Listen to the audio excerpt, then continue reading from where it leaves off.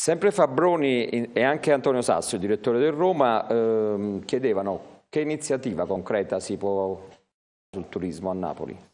Sul turismo si possono fare molte cose e devo dire che ci sono più cose che si fanno di quante ne appaiono, tanto per essere chiari. Per esempio, sabato e domenica scorsa noi abbiamo avuto 2 giorni molto belli e molto intensi, sulla base di una iniziativa presa da un'associazione che si chiama Grandangolo e dal nostro presidente del Consiglio Comunale, che è Leonardo Impegno. No?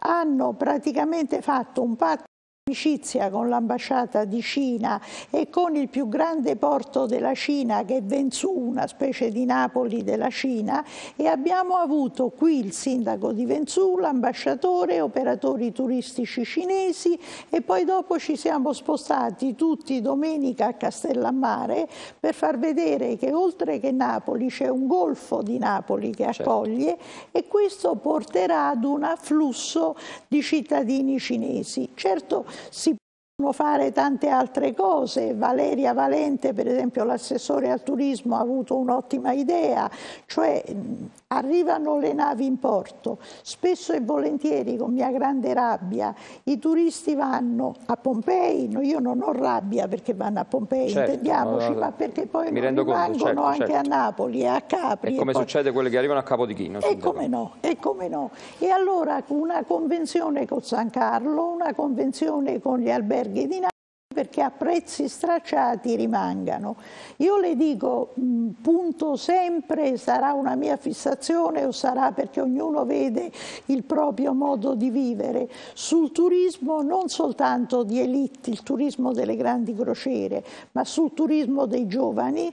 No, io spero proprio prima di andare via che ci sia un bello ostello dei giovani, e su quel turismo che, per esempio, proprio avendo la figlia in Belgio, io vedo che si sviluppa lì, le persone vanno a svernare in Spagna, ma certo, perché in Spagna costa 1/3, certo, e allora un bel po' di alberghi a 3 stelle darebbe la possibilità a più gente, chiamiamola di medio reddito, ecco, del mio livello, di venire a svernare a Napoli. Ecco, Sindaco, la settimana scorsa, sempre al Presidente della ANM e dell'ACTP, questa è un'idea che non ho scoperto comunque l'acqua calda, dicevo anche per il turismo ci vorrebbe un biglietto cumulativo, per esempio per 3-4 persone, oppure un biglietto giornaliero, settimanale, 3 giorni, come succede in tutte le capitali europee. Abbiamo già Unico Campania, che è una cosa che in altre regioni, per esempio nel Lazio e a Roma non c'è, cioè un biglietto che abilita tutta la rete ferroviaria campana. Certo, si possono studiare meglio, si può fare sempre meglio, un biglietto per famiglia, una tessera speciale per i giovani, tutte idee ottime. Sindaco, lei prima parlava dando stima chiaramente al generale, è in procinto una riforma appunto della polizia municipale. Ci può spiegare un po' le linee guida? Guardi, le linee guida sono molto semplici, tenuto conto innanzitutto che noi abbiamo diviso la città in 10 municipalità. Per amor di Dio non facciamo 10 polizie municipali. Io vedo sempre la questione di Bruxelles. Lei sa che a Bruxelles, per esempio, non sono municipalità ma sono proprio municipi, comuni. Il ladro attraversa la strada, il poliziotto si ferma perché dall'altra no, però è certo che mettere la polizia municipale più a contatto e più alle dipendenze delle nostre municipalità significa legarla meglio al territorio. Poi linee appunto di coordinamento sempre maggiore con i corpi dello Stato, anche con stage di formazione comune, tenendo però conto che i compiti sono diversi e che il mondo funziona in modo civile se ognuno fa il suo mestiere. Non saranno i nostri vigili a fare la lotta al traffico internazionale di droga, quindi una cosa è la sinergia, una cosa è fare l'uno il mestiere dell'altro. Certo, rimane però fermo un problema. Noi sono 4 anni che chiediamo al governo, io ho il potere di fare un concorso per 300 vigili in quanto commissario straordinario per il traffico. L'unica cosa, il governo si è dimenticato, badi che era il governo Prodi, quindi non me la prendo con nessuno. Si è dimenticato un piccolo particolare, che quando faccio il concorso li devo anche pagare. I fondi, no? Quindi si è dimenticato i fondi. Noi abbiamo bisogno di avere polizia più giovane, non per buttare via gli anziani, certo, ma appunto ci sono dei servizi e ci sono dei modi di esercitare il proprio mestiere, tutta la parte informatica, d'accordo con la videosorveglianza, che deve essere rinnovata, e quindi continueremo a brontolare finché non riusciamo ad avere appunto giovani e strumenti. Ecco Sindaco, il tempo stringe, volevo passare a Bagnoli e Napoli Est, sono le ali della città dove il futuro avrebbe dovuto, diciamo noi, spiccare il volo.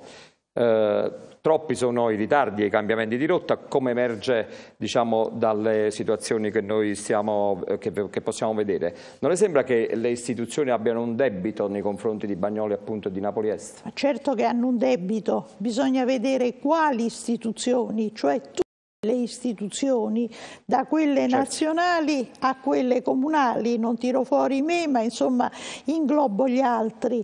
Tenete conto che ci sono, per esempio, appunto delle incertezze a livello nazionale che contribuiscono a fare più lento il cammino di slancio, per esempio, di Bagnoli. La questione della colmata: si toglie, non si toglie la colmata? Una è la posizione del ministro Pecoraro Scanio, un'altra è la posizione dell'attuale Ministro dell'Ambiente. Il governo prima ha stanziato i fondi, poi ha detto che non li aveva a disposizione. Non polemizzo, perché anche noi non abbiamo fondi a disposizione. Sono le competenze, diciamo... Sono però le competenze e le lentezze di un paese che sta facendo globalmente fatica ad andare avanti. Comunque Bagnoli cammina. Proprio ieri abbiamo avuto, il vice sindaco Sant'Angelo se ne occupa, appunto una riunione con Cola, presidente della Camera di Commercio. Lì sta nascendo un polo tecnologico di piccole industrie della ricerca ecocompatibili. Per amor di Dio, non ci rimettiamo un'altra volta le industrie inquinanti, che dovrebbe portare, che porterà 70 nuove industrie. Sta per iniziare la vendita dei terreni, quindi lentamente va avanti e io cerco di spingere al massimo. Sindaco, veramente in mezz'ora abbiamo quasi toccato tutti gli argomenti importanti.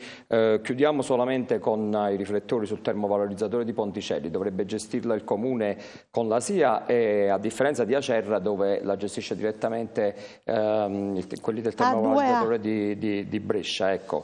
Questi inceneritori secondo lei iniziano ad essere troppi? Guardi, 5 inceneritori credo anch'io che rischino di essere troppi, però Ponticelli serve, noi dobbiamo finalmente essere autonomi come città. Le assicuro, non si può continuare ad andare avanti senza avere un'autonomia che però coincida con la sicurezza. Allora, il problema qual è? Il problema è quello di garantire, e ASIA lo farà, anche qui col Presidente Losa abbiamo discusso l'altro ieri, che l'inceneritore sia di assoluta sicurezza per i cittadini, e da questo punto di vista la SIA è aperta a tutte le forme, il gas, le nuove tecnologie, sono tutte cose delle quali io non ho una competenza professionale, ma ci sarà una gara internazionale che porterà a Napoli il meglio, non solo sul piano della sicurezza, della funzionalità, ma della sicurezza. Ecco Sindaco, io la ringrazio moltissimo di essere stato con noi nuovamente qui ai Fatti di Napoli, anche perché so che lei da circa 6 mesi non parla forse con i miei colleghi giornalisti, e la lascio facendo fra pochi giorni è Pasqua, facendo gli auguri ai napoletani. Guardate, per i napoletani io ho un vecchio problema, io auguro lavoro. Lavoro, lavoro, lavoro. Sono convinta che Napoli ha una potenzialità ancora enorme. Sono convinta che ha, anche perché la mia gente, ci sono nata, una capacità e un'intelligenza enorme. Ha bisogno però di avere occasioni di lavoro, e quindi ad ogni mamma che ha un figlio disoccupato, ad ogni moglie che ha problemi per se stessa o per il marito, auguro che il problema lavoro possa essere eliminato. Ecco.